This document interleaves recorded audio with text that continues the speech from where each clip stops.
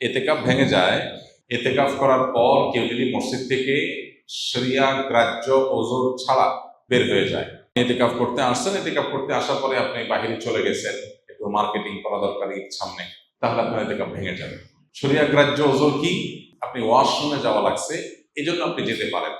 আর ওয়াশরুমে যেও আপনি আড্ডাবাজি করতে পারেন না। ওয়াশরুমে গেলেন, যে সেখানে আপনার দোস্তের সাথে দেখা, আরে দোস্ত কিরে কি অবস্থা, আপনি এতেকাফে আছেন, এটা আপনি করতে পারেন না। দ্রুততার সাথে ওয়াশরুমের কাজ সেরে চলে আসবেন।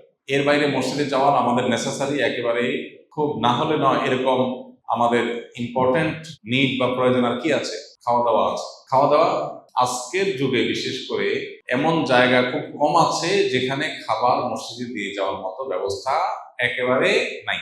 বাসা বাড়িতে লোকজন আছে, কেউ না কেউ খাবার দিয়ে যেতে পারে, কাউকে রিকোয়েস্ট করলেও কেউ দিয়ে যেতে পারে। অতএব এরকম ব্যবস্থা যদি থাকে তাহলে খাবারের জন্য বাইরে যাওয়া জায়েজ নাই।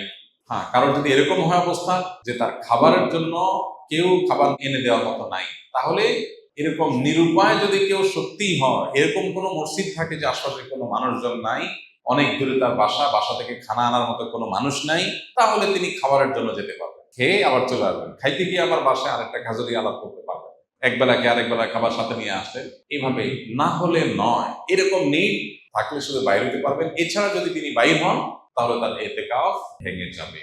আর এমনিতে কিছু কাজ আছে যেগুলোর কারণে এতেকাফ ভাঙবে না, কিন্তু এতেকাফের কোয়ালিটি কমে যাবে, এতেকাফের গুণগত মান নিচে নেমে যাবে। সেগুলো কি? সেগুলো হলো এতেকাফে বসে আপনি শুধু ঘুমায় কাটালেন, 355 দিন অনেক কাজ কাম, অনেক ব্যস্ততা, ঠিক মতো ঘুমাইতে পারেন না।